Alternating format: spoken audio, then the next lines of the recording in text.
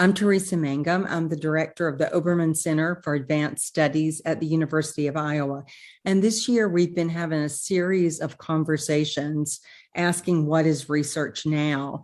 And we're really thinking about the fact that we're coming out of this 2 years, we are coming out of major social changes, but also for 10 or 20 years, the way many of us work has been evolving and changing, but our evaluation systems really haven't changed much at all. And so we thought it would be helpful for over this year to have a series of conversations with people from different disciplines to understand what they consider research to be, and then to think at some point in the conversation, what would meaningful evaluation mean? Especially for those in universities who are negotiating with requirements for tenure and promotion, often with colleagues who are not quite as experimental as this group right here has been, many of you. So I want to start by going around and asking you to introduce yourself, just say a little bit about the work that you do, and we'll plunge in. And Mary Rose, you're first up on my screen. Hi, I'm Mary Rose Flanagan, the Executive Director for the Alliance for the Arts and Research Universities, or A2RU. And we are a network of institutions and individuals who are committed to reintegrating the arts into research, teaching, and practice in higher education and other sectors as well. So we have a annual meeting about this. We have our Student Summit, Emerging Creatives. We have webinars and workshops, and we also have an arts integrated online peer review platform called Groundworks. Wonderful. Carlos. Hi, thank you for having me. My name is Carlos Jackson. I serve as professor of Chicanic studies here at the University of California at Davis, where I also serve as co-founding director of a community-based arts program that is a program of the Chicanic Studies Department called Taller Arte de Nuevo Amanecer, or TANA, or TANA, located 10 miles north of UC Davis in a subsidized housing community in a 3,600 square foot refurbished warehouse. I'm an artist, a printmaker, a poster maker. And I'm happy to join you. Thank you. And I've been fortunate to see that beautiful printmaking studio. It's amazing. Denise? Hi, good afternoon. My name is Denise Frazier, and I'm the Assistant Director of the New Orleans Center for the Gulf South. We are based in the School of Liberal Arts at Tulane University, and we are research and place-based institute operating under the belief that the more we understand where we are, the more we can engage in our collective destiny. And so that's a little bit about me. I'm also a musician and a theater performer, and really happy to be here. Thank you. Thank you. And Lisa? Hi, everyone. So happy to be here. Thank you so much for the Obermann Center for bringing us together today. And I am a cultural organizer and associate professor in gender and women's studies and art history at the University of Illinois at Chicago. And also I'm the executive director of the National Public Housing Museum, the nation's first cultural institution dedicated to interpreting, preserving, and also fighting for housing as a human right. We will be located in the last remaining building of the Jane Addams Homes, which is just down the street from the university, and it includes an oral history archive, an entrepreneurship hub, and a museum store, which is a cooperative that's co-owned with public housing residents, and a lot of exhibits and other kinds of things that maybe I'll tell you a little bit about today. So thank you so much for having me. I just can't believe I have such an incredible assembly of talents and thinkers here. So I'm so grateful to y'all for being here.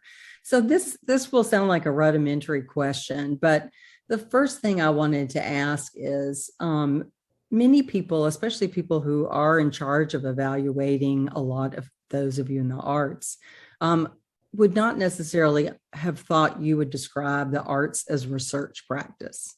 There's a real sense of a maker practice that I think has not connected for a lot of people with research. So I just wondered if you all would talk about how you understand the work you do as an artist to be research and as well as arts practice. And maybe if you could ground your answer in a concrete example or two, that might really help our conversation move forward. Anybody willing to get started?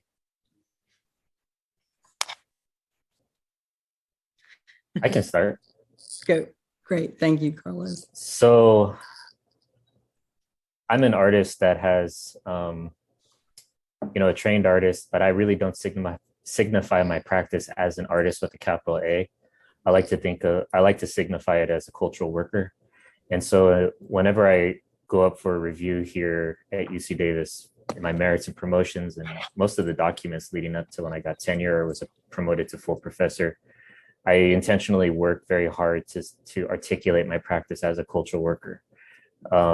It was, to me, something that signified a kind of a political orientation and agenda that emerged from broader civil rights movements and the Third World Liberation Front strike in the Bay Area, the way culture was at the center of those concerns. And also the way the arts were integrated into the early formation of ethnic studies. And then to some degree, were kind of like pushed out once it became a more formalized academic space that was dominated by PhDs. So on the other hand, I am a cultural worker, so I curate. I think of everything I do as being an extension of my practice. And yet, when I go up for review, I have to enter in my information on everything I've done during my merit or promotion period into a system that was created by the UC Davis Medical Center. And they have tried to expand the categories, have taken an input from artists to expand some of those categories, but it's still somewhat ancillary. And so I've had to ancillary to the actual, how the university thinks about what research is. So it's built into the very structure of how information flows in the university. And I've had to I realize a lot of my effort as a faculty member has been translating my practice to others who may not understand its concerns as an artist outside an art department located within ethnic studies, and also to my colleagues who are largely qualitative scholars, but whose practice isn't necessarily that of an artist. So that's where I operate from. The concrete example I'll share is Tana. I had to fight to articulate that as research, the founding of it, all the grants I wrote, all the exhibitions I curated, all the workshops I offered were totally outside of what was traditionally considered research. So my time on the faculty the last 15 years has been articulating the way generating space for intersubjective creative cultural exchange and empowerment is my research. And it's now I'm at the point where it might seem obvious, but it wasn't. And I still think younger generations of artists are policed and disciplined into a structure where they're really having to take what is oftentimes a use value, and turn it into an exchange value for the university to quantify their excellence. And yeah, I can speak more on that. But I thank you for the conversation. I think these conversations need to be happening more often, everywhere, across research universities that have arts and cultural creation as part of its mission, or as part of its offering. Because these things you can't have them in a research university and then just simply tokenize them. They have to be seriously considered and valued and advocated for. Denise and Lisa, you're both nodding firmly in agreement. Do you want to jump in? Yes, snapping and nodding. Yeah, I'm happy to go now. I just want to quickly sort of share my screen with you all and I feel so terrible for this poor guy, Michael Carr, who hopefully no longer works at UIC. But and I want to sort of totally underscore everything that Carlos said, but I want to say that before I became a tenured professor at UIC, I was actually not on a tenure track. I was the director of the Jane Addams Hull House Museum. And so, but at that time, I was bringing in up to $5 million of research money to the university. So I actually got this email that reached out to me and that sort of said they were writing to everybody who had gotten large grants of $250,000 or more.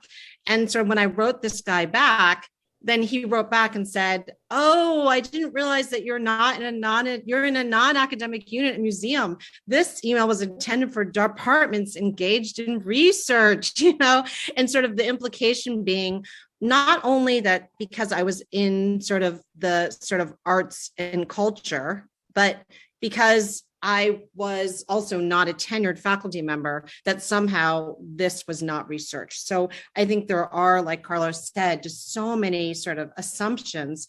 And then I think that for a while, even when I became a tenured professor, I felt like I had to justify the work that I was doing in what is traditionally understood as research, which is like doing experiments, going into archives, publishing in peer-reviewed journals, which are all things that artists do at different times in their life. But the sort of very notion of inquiry is different in the arts and culture, right? And not just in arts and culture, but this is where I think the humanities also really intersect. And I always love this Maxine Greene quote, which is, "The only questions worth asking are the ones without answers." And I sort of feel like when I've been on sort of tenure, sort of panels and things where I'm like, oh my gosh, this film is so amazing because it's asking all these big questions. And then the sort of scientists on the sort of tenure review panel are like, yeah, but there's no, like, what are they coming up with? And what's the knowledge that they're creating, right?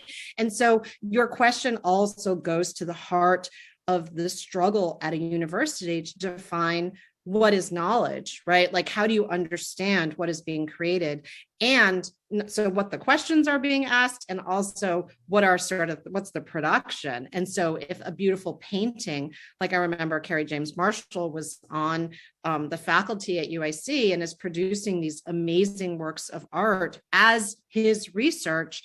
And it's a very difficult sort of thing to evaluate then, where if you're sitting with a lot of other colleagues from across the campus who are like, wait a minute, is this museum better than this museum? What counts or what doesn't count? And so I think in that way, I would say, well, I'm sure we'll talk about this later, it's sort of, that making sure that the tenure norms are understood across the campus, because a production of a film, if it's a socially engaged relational project, sort of what is the social change that it's helped bring about. And even maybe perhaps more terrifying to our colleagues across the campus, like for me, I love to ask, like, how much justice is it creating in the world? And that's, I think, a really important question. And like these issues of art, truth, justice, and judgment have always been at the core, of Kant's critique of judgment and things like that, like core basic texts. And these are things that are sort of with us. And maybe as a concrete example, I'll just say that, I remember when I was at Hull House Museum, one of the best projects I did was collaborating with another artist, which is another thing which we can and should talk about, sort of really importance of collaboration, which is also sometimes not understood at a research university. But to sort of understand what was in Jane Addams's medicine kit. And it involved sort of looking at these sort of like white powder and these little pills, and in doing a very sort of long-term project that involved, scientists and lab work, but then also a lot of poetry, thinking about the history of women's health, bringing in poets to write poetry about it, and then producing a kind of museum label that was 80 pages long that invited people to come in and to have a cup of tea and to read the label for Jane Addams' medicine kit, and really think about the history of women's health, right? And I still feel like that was the project that I spent many, many years researching. And then the production was this label. And, sort of to me, that was a research project that I was really proud of. And I'm still not sure how the university understands that kind of work, Yeah, so I'll just stop there. That's really fascinating. Denise, did you want to jump in? Yeah, absolutely. I feel like Carlos and Lisa really said a lot to chew on. One of the things that I recently learned after watching another panel was an artist talk about how the actual making of something was the real art. That was the real thing. The performance is not the creative practice. That's not the creative part of something. It's working something out with other people, or if you're an artist practitioner that works alone, that's the real germinal experience. And I feel like that's akin to research. The product is not the real art. You know, the art is figuring things out, in my opinion, and bringing that to the forefront. And then after it's done, then it's done. There's no change to it.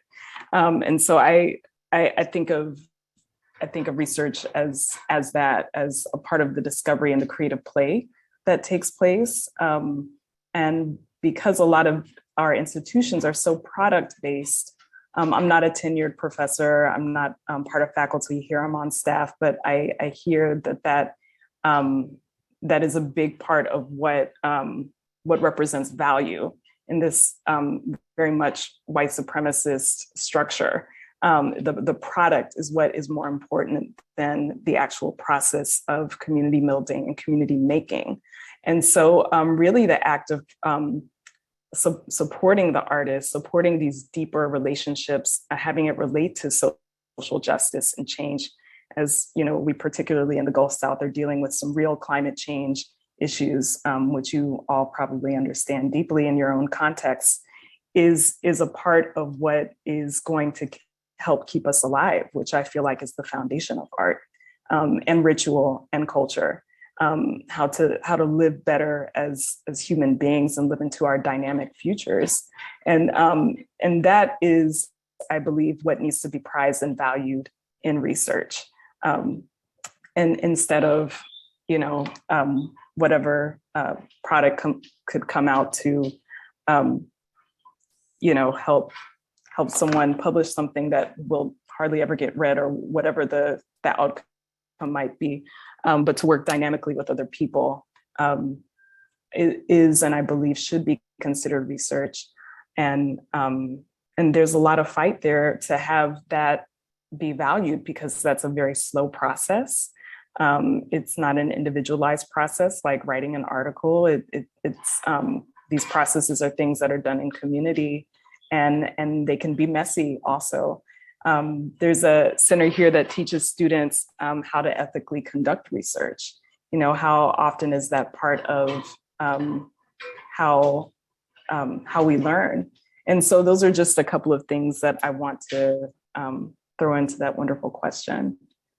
Is that the Taylor Center that you're referring to, Denise? The center is called Critical Media and Visualization Lab. But the Taylor Center engages in design thinking, as you probably know, which applies to a lot of different models, and they have a very much artistic approach with working with a lot of different entities and units on campus. So, yeah. Thank you. And I wondered, just because all of you are talking about justice, and it's so impressive from a distance to see the way the Taylor Center has tried to take design thinking and think about it as for design thinking for justice, as others around the country are also doing. But interesting. So the process issue is fascinating. And I suppose for those in the humanities, there's something of an analogous relationship with the fact that you're evaluated based on your book, with no attention to your research, what archives you use, how deep you, except insofar as it's for it that surfaces in the book. But it's interesting I agree with you all completely that we tend to think ourselves as not product oriented, as not consumerist, but when it comes to evaluation across the fields, it's the thing, it's the object, it's the outcome, the fixed outcome that get so much attention. It is, but can I just say one quick thing, Teresa? Yeah. I'm sorry, because I know that I could totally say all the ways that the arts are so different from the other disciplines, but I also feel like so much of what the arts has done at the research university has modeled the way that other disciplines are now trying to push their fields, right? And understanding what counts or doesn't count. And just from a very basic principle, even like I was listening to this podcast about the discovery of the mRNA vaccine, right? And it could have just been like all the moments that allowed for them to make that this leap of imagination is like all the things that arts and fields are always talking about, and sort of that the intellectual rigor wasn't based on sort of grand, abstract notions of objectivity, but really intimate sort of personal engagement with what the issue is. And these are all things that like artists have been talking about for a really long time, or like the importance of failure, right? Like that is something that I think artists have really understood, and sort of going to what Denise was saying, like the process being what's really important, and not knowing that like the question and what will end up being like that is actually what scientists and sort of innovation centers and engineering are all talking about now. And so I sort of see this kind of really interesting entanglement, and where the arts are also providing leadership for how research is being defined. It's just that we're never going to get the credit for it, but I just wanted to emphasize that. Yeah, and it would be really interesting to also hear about successful collaborations across the arts and sciences that you all are familiar with, which is, really exciting when it works.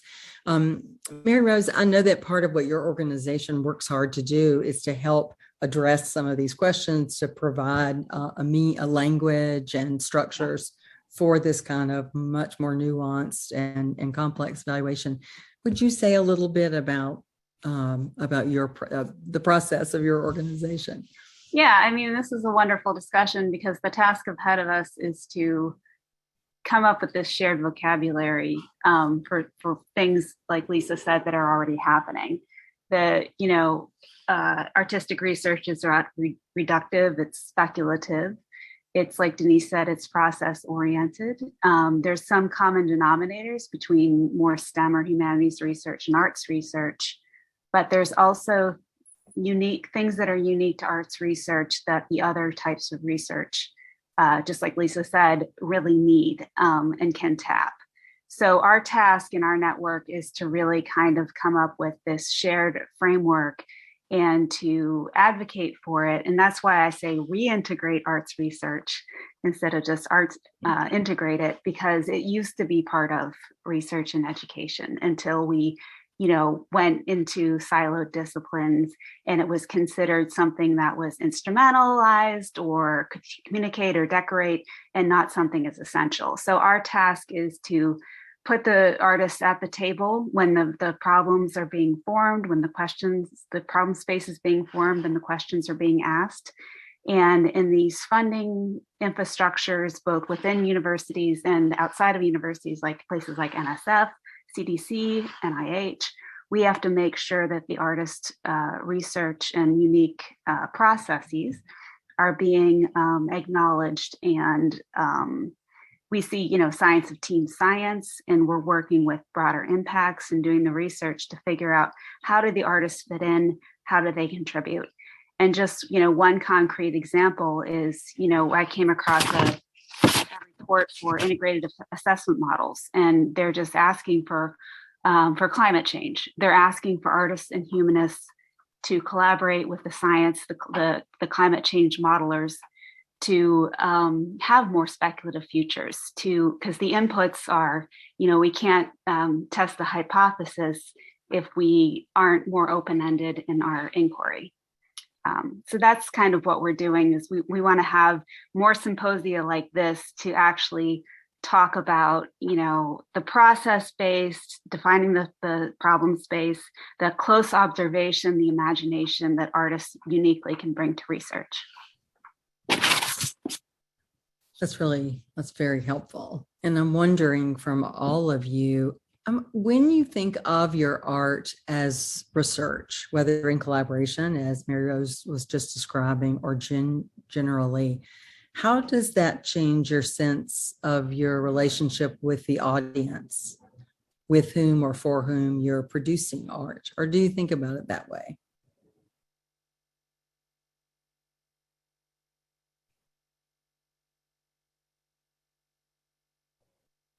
a tough question.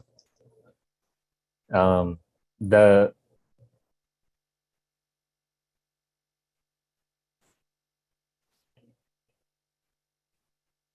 this is has been, I think, where a lot of kind of internal policing for artists within the university and then external kind of comes from. That traditionally the artist is tenured or promoted based upon the solo exhibitions that they hold, and that those solo exhibitions need to be in largely commercial galleries or mainstream museums. That an artist has, is represented by a gallerist and promotes their work nationally and internationally. So that has been somewhat of the traditional way in which to demonstrate artistic impact, has been the way in which the work has been received within a commercial space. And I think that, for me as a young person, that was very damaging, the way in which my training as a young MFA student was really dictated towards an orientation in that direction, when the futurity or the desire in my heart that motivated me as an artist had to do with the process of making, as being the process of making one's subjectivity in a way that encourages greater healing for those who come from backgrounds like where my family comes from, let's say, that the arts for me were a pathway to creating greater forms of equity and healing within community. And that doesn't have doesn't necessarily have like an economic infrastructure, like, let's say, more traditional venues or even institutions had. And so audience has always been a really critical part of the training of young artists, yet at the same time, artists are told not to think about that in the studio. So that was something also I was kind of policed around, is is to somehow not think about the audience, but then on the other side, you were forced to think about the audience in terms of impact of the work. And it was a very confusing discourse that I think still kind of saturates art departments across many different constituencies. Although I do think that these spaces that have been held out as to some degree quite conservative, like much of our academic institutions, are reckoning with the world in which we're living now. I don't think that the arts have necessarily been, I think they've also been implicated in the perpetuation of many of the disparities that we confront today. So on the one hand, the artists are expressing futurity. On the other hand, the structures around it are very, still are embedded with many of the like kind of raced and gendered and sexed and class oriented barriers that the broad racial reckoning of 2020 was fighting to abolish. So yeah, I think it's a really very complicated question that also deserves a lot of space to discuss. Thank you, Carlos. A lot to think about. Anyone want to speak to Carlos's points? I mean, when Carlos was speaking, I was just thinking about how traumatic it really is for young artists. Like for a while, I was also the director of the School of Art, and just there's this kind of sensibility where in order to protect young artists, you sometimes pretend like there's no audience for their art, like just make what you want to make. But ultimately, that also is not productive because they're making work that they want the world to also see. But perhaps in what we do have to try to push back against is this idea that we're in a commodity marketplace and that there's people are consuming things, right? Like audience is really different than being like sort of working with consumers, I think. And the university is constantly blurring those lines increasingly, where they're talking about students as the consumers and we're like selling education and things like that. And I think there's a way of thinking about audience, and I think relational art practices that, have really been started named and coming into the fore in the 80s, 1980s and 90s have really helped us see this, where like building relationships between people and the process of making and the new sort of environment and context, which we are trying to create for us existing in this difficult world, is increasingly sort of the point of art making, I think. And so in that way, audience matters so much, and not just audience defined in the kind of traditional performance way of like, I'm producing something and somebody's here, but it's sort of like the people that you're making with, the people you're making for, they're making the people who then are also critiquing you, like all of that matters, And so I love this quote that my friend Barbara Ransby always says, which is like, she's always saying like, you need to be writing things and making things that your grandmother would understand, because I wrote a very obscure book about Adorno. And I remember when Barbara picked it up, she was just like, do you understand this? Does your grandmother understand this? And I still stand by that book and I love it. But to me, I think this question about like, who are you making it for and with is like really critical. And it's this question which like the arts has been engaged with in a really intimate way, but it's something that I think we are pushing research universities as we talk about, engaged scholarship and really thinking about if we're creating knowledge that can transform the world, like who are we doing this with and for? So then the audience really matters. Yeah, and I guess what I think what you're saying is like is very powerful. Just this, what I think is important is like abolishing the hierarchies around what constitutes impact for the arts, because it took me a long time to understand the way in which artists are being evaluated at the university is in many ways not all that any different than the scientists who have, so their journals have impact values or rankings, and it's like a quantitative number, and they put it by, their citation in their packets for review. And that kind of, those types of ideas of impact hierarchy are also still kind of, are very much still institutionally embedded within how artists are evaluated, both internally and externally.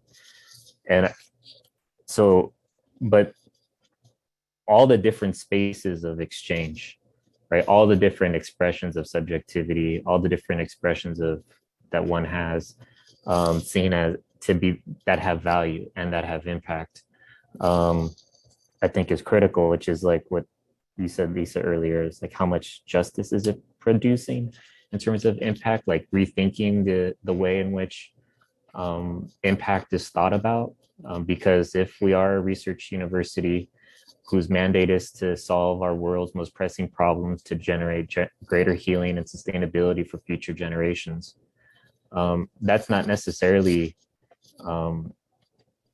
like kind of constantly reinforced in these processes. I just want to jump on really quickly. I love that last sentence, Carlos, and also everything Lisa said. A part of what we do here is to equitably distribute funds for 2 fellowships that are housed in our center. We have 2 fellowships that are open to scholars and artists alike. I think before it was restricted to people who worked at Tulane, more specifically faculty. And the executive director and myself, once we joined about 6 and 5 years ago, decided that that wasn't ethical, that we wanted to open it up to the larger community and to anyone. And so that has drastically changed the people who have applied, it's become more welcoming. Tulane University has a history of colonialism, racism, all the things that you can imagine. It sits on a former plantation.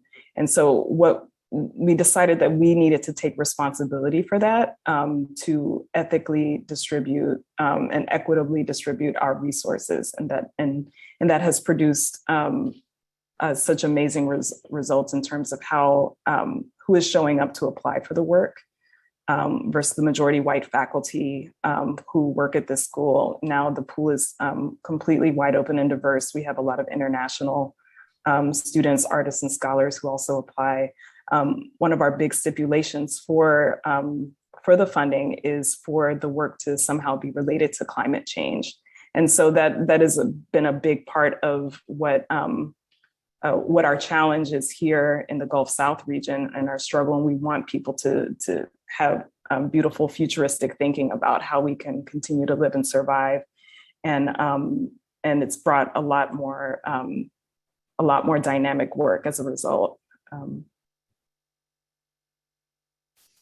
Y'all, several of you mentioned earlier the issue of collaboration. And of course, in one version of very traditional arts practice, there is a focus on one artist producing work, even though historically we know often there was a whole studio behind that one artist working away. So it was the fantasy was always just that, probably.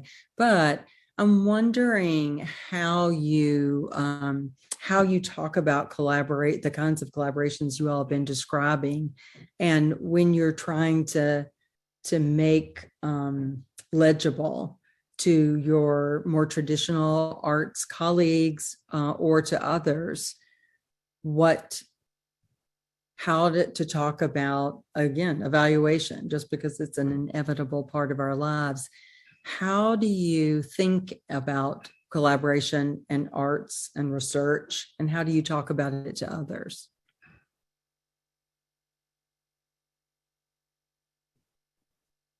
I'll just tell a really funny story, which doesn't answer your question, but I'll just say that while I was the director of the School of Art, there was a husband and wife collaborative art making team that was going up for tenure, and everything that they did together. I mean, that was sort of the point of the art. And there's a lot of famous duos like this throughout the history of art. And for the tenure papers, we had to actually fake it and pretend that this person did more in one set of papers, and then in the other set of papers, pretend that the other person did more, so that it would seem like this person's research and their contributions, like it had to be clear. And it was sort of, we went through so many iterations because it was just not legible, this idea that people could actually equally collaborate on an art piece or an art making thing, and it was just so, I mean, it was terrible. And eventually both people got tenure because we were able to sort of do the gymnastics that it required. But it's exactly like you said, that I mean, there's a way that the science is understood is if you're the first name, and there is collaboration, which has happened more broadly, then it's like the further your name goes on the paper, then the least you've participated. But this idea of equanimity and shared responsibility and all these things that we talk about that I think are so valuable for the world that we want to create, like those are not recognized or understood in sort of, traditional structures. Mary Rose, I wonder if collaboration in the arts is a topic that your organization has taken on. Yeah, I mean, when we talk about tenure and promotion, we're following models where, collaboration is really important for tenure and promotion, and that's starting to go in there. But in the arts, not as much, but it is following in there. And, just what we recommend is, to acknowledge that collaboration is, external funders, internal funders are really looking for collaboration. That's why I mentioned science, the team science. And the problem is, I think collaboration is really starting to be recognized. And, primary author versus secondary author and stuff, the culture is starting to change. But the biggest problem we're up against is you have these grand challenges, grant competitions on campuses, themed years and things like that. And the artists are invited, oh, you're welcome to come, but no one has really defined what their space is. And there's not enough training in collaboration between STEM and the arts. And people don't really understand how artists show up in that space or how that all works. So we're really just trying to come up with a lot of models, especially through the groundworks and our industry partners who are doing it with research and development in industry, putting artists on teams like Nokia Bell Labs and now Ernst & Young. So we're trying to do that kind of reciprocal modeling of how that happens. And it's just really important to, get the models to the American Association of Universities so they can see how artists show up in this space. Because if the artists aren't part of the central research enterprise at a university, they're not going to be considered as collaborators either. Now, Lisa just tucked into chat the issue of collaborating with communities, which I know all of you, I suppose, do. And I wondered. I wanted to say that, I think sometimes when we're talking about research universities, we fall into the trap of talking about tenure processes. And I did it myself. I just immediately sort of fell into that. And, I think so many of us do the work that we do, curate the shows that we do, are cultural workers, not because we're trying to climb up the tenure ladder, right? And so the sort of knowledge that we're producing is trying to transform the world. And so the collaborations that we have are really important with community members. And, at UIC, I remember Lori Jo Reynolds was sort of doing her work with people in supermax prisons, as people who are also so-called ex-offenders. And these are really important collaborators, and figuring out how do you bring people who are on the sex offender list onto campus to do work and make really important sort of poetry projects. And, there's many things that are stopping artists from unleashing their radical imaginations and producing the most transformative work. And, these structures that earlier we said, there are oppressive structures in the university which are in place for certain reasons, and other ones are just in place because bureaucracy we never challenge them. We just assume that they should be there, And so I think artists are constantly asking these questions, and I think it's important. Yeah. Denise, I was going to also ask you, I would assume working on environmental issues the way that your center does that mean that you all end up engaging actively with scientists in more creative ways than sometimes happens? Yeah, we do. I was going to just chime in because we recently, the past 2 years here, we've focused a lot on creating gatherings with scientists and artists here on campus and internationally. We've become a part of a group that is studying the Anthropocene. And we hosted an event that studied the Mississippi River as an Anthropocene river, and partnered with university faculty, artists, and scholars up and down the Mississippi River.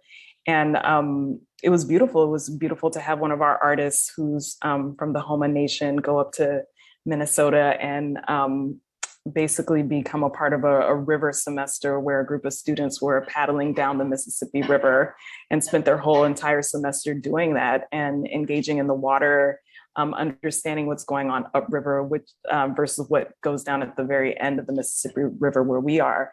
And so all of those experiences are incredible and incredibly germinal, especially since this departmental thinking is only serving to reproduce the same hierarchical violence that is a part of the institution. And we all know that that's not how the real world works. We need artists and scientists, collaborators of a lot of different knowledge sets to be a part of solution creating.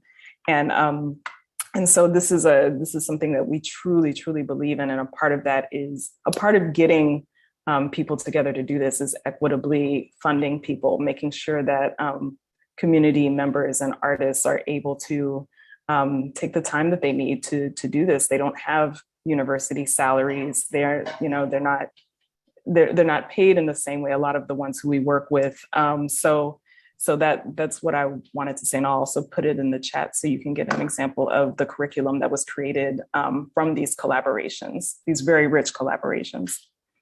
And how do you support the community partners so that they can be an active part of the process?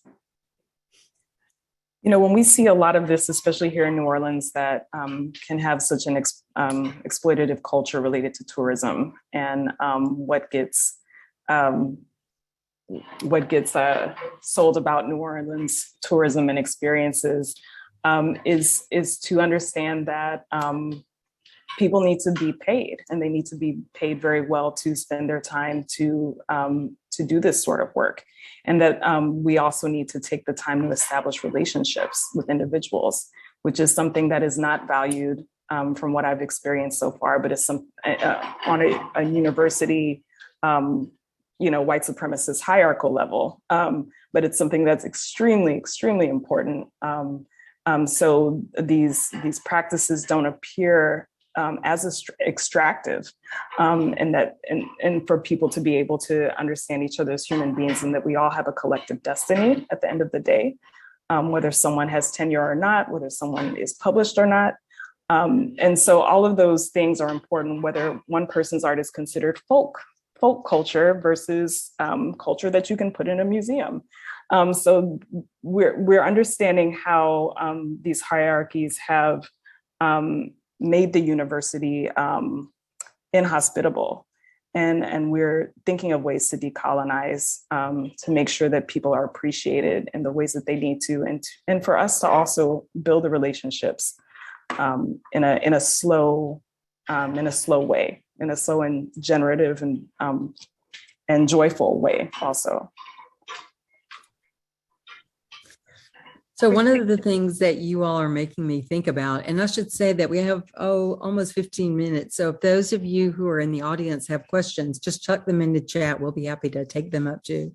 But one of the things, I'm having this incredible fantasy now that all of our departments across the university suddenly redo their bylaws and say, our job is to support justice. Our job is to produce art, produce research to support justice and equity.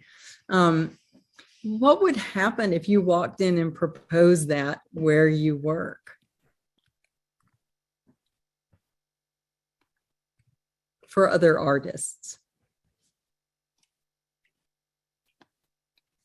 Are you assuming that we don't already do that? I mean, I sort of feel like that is what a lot of good work that I see happening in different sort of centers and in art departments that is what's happening.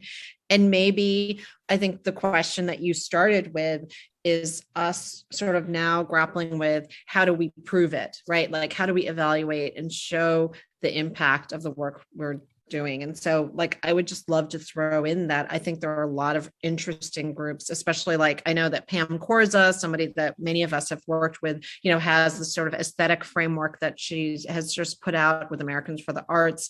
I personally use a framework that was put out by the International Sites of Conscience, which has a terrible name called outcome harvesting, but it is about sort of long-term tracking of the kind of outcomes that we believe that we can have on communities, but also really acknowledging the agency of the people that we're working with, and sort of being both humble and not seeking to prove things, but seeking to understand the impact of our work. And so really shifting the terms of how we're talking about evaluation. And I know that also, Imagining America has a longtime group that's also working on sort of engaged scholarship and trying to think about how do we show the world and really sort of track this sort of justice that we put into the world. And one quick thing I'll just say is that, if the United Nations can start moving towards a sort of from the GNP and the GNP to a happiness index, which they do, right? There are 13 different global nations that actually track happiness. Certainly research universities can start doing more sort of capacious ways of evaluating outcomes as well. And I've just tucking in chat one of my favorite organizations, the humetrix, humane metrics for the art sciences and social sciences, which is a wonderful Mellon-funded project that is that argues that we should be purposes around which we build our work should be values, shared, collaboratively arrived at values. And that group asked, what would it mean to think about all of the work we do as supporting those values rather than fitting in the conventional categories, teaching, research, service. And I think that's a really promising and hopeful model. Wonder, yeah. And I know Chris Long, who does humetrix, has done that. He's a College of Science and Arts dean, and he's done that in his group to look at the values and then align everything that they spend and how they spend their time along those values. So it is a good model. I agree. And I see that Pam Corza is here with us. It's great to see your name, Pam, and she recommends the continuum of impact Lisa was talking about, I think. Any other thoughts about how focusing on justice, on ethics, as actually a lot of external funders are doing now, and how that sits with administrators, colleagues? I mean, it sounds like, Lisa, you're really optimistic that people are coming along on that continuum. And the students are looking for that too. I mean, they're coming in and they're more interested in, how are we going to deal with climate change and social justice than, buying a degree. So I think administrations are responding slowly to that. But we can model within, especially the artists on campus, how to do that and those that work with communities. So my last question, a very nuts and bolts question, which probably doesn't live up to the inspiring conversation that we've just had and all of your ideas. But I'm wondering, given these complexities, thinking about process, thinking about values, thinking about collaboration and communities, I'm wondering if you have yourself felt that you feel that you found a successful way to document your projects now in a way that makes you feel like the project is fully represented, avoiding that product model. How do you document that larger research arc of a project in ways that are meaningful to other people?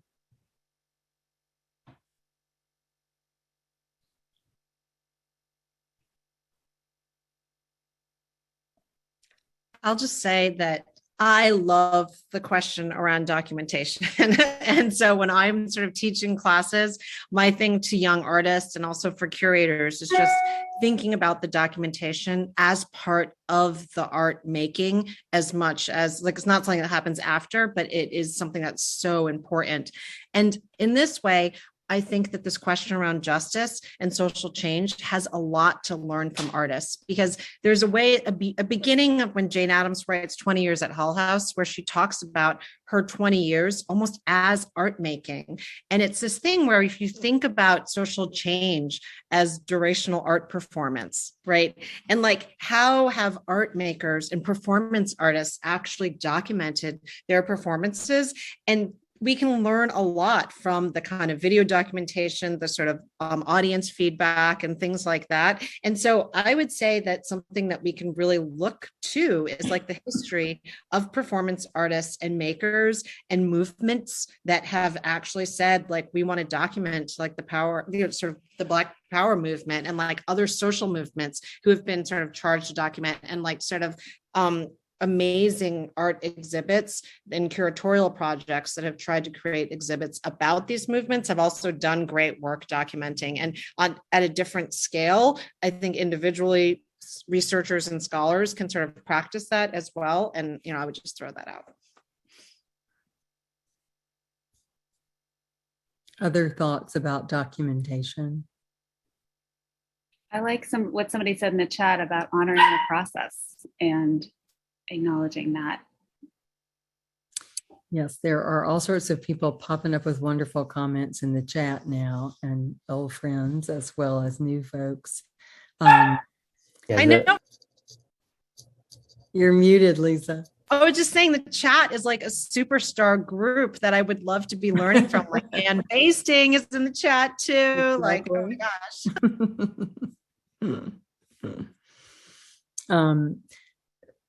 Mary Rose, you point out that artists have always situated their research for how to affect positive change and using close observation skills to clearly and accurately document what the problem is before working on solutions.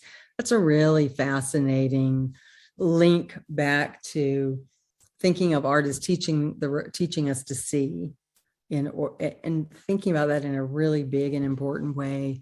That close reading in the humanities also has that goal, but weaving these ways of seeing together just seem like such a wonderful example. Are there any last thoughts you all have before we wind up? I guess one last thing we just might talk about is most of us are in public schools, not Tulane, but the rest of us.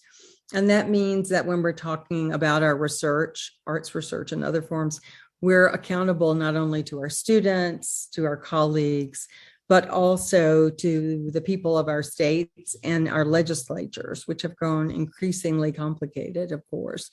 And I wonder, how do you find ways to talk about your art as research and your art as value driven, the way we've talked today, to audiences like legislators and funders?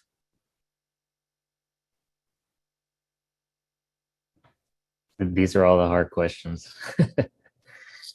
Like the hardest question, thinking about documentation, I'm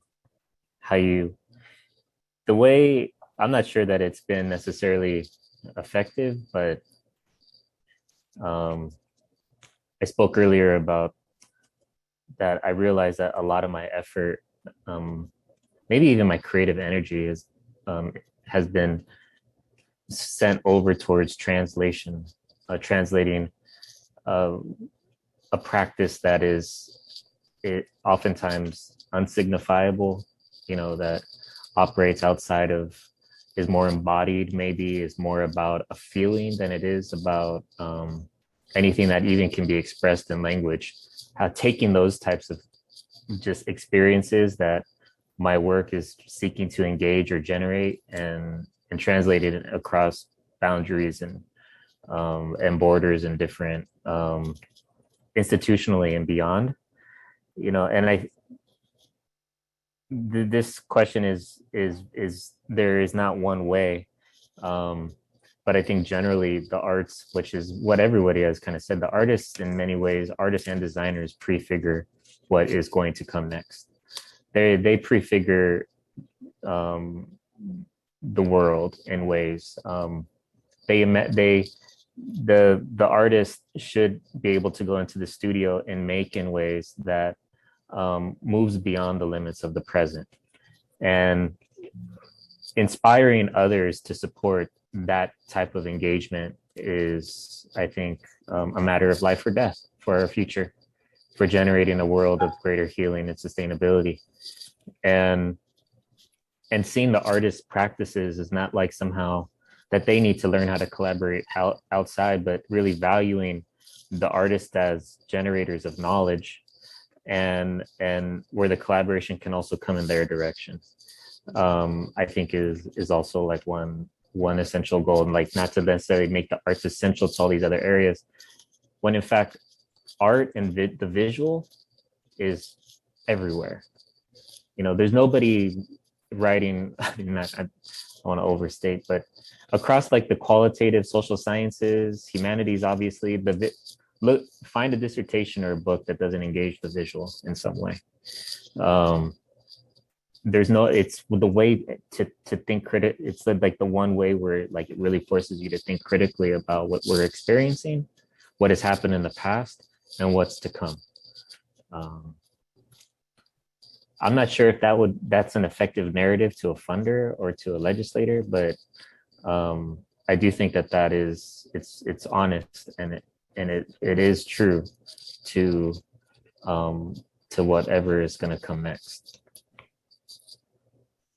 I just want to quickly say too that your question, I think, also opens the door to the relationship of the arts to public policy.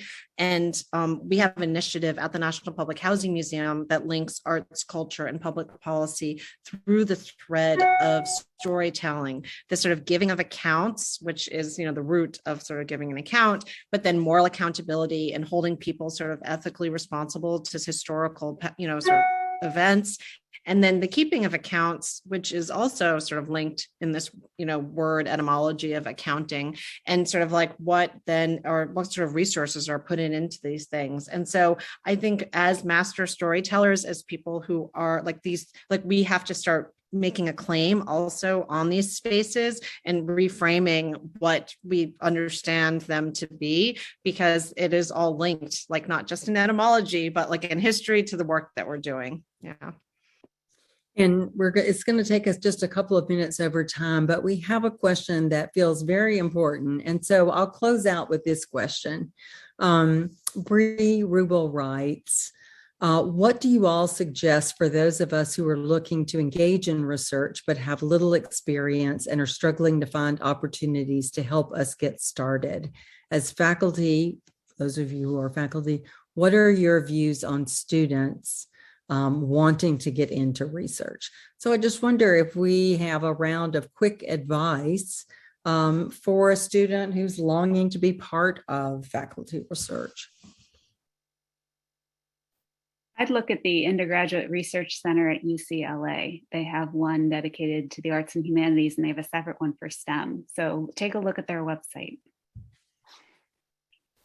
Yeah, and also, I don't doubt that the person who asked the question is also doing research in some way in their work, but because of the way in which we come in, despite all the efforts to transform our understanding of it, it still doesn't.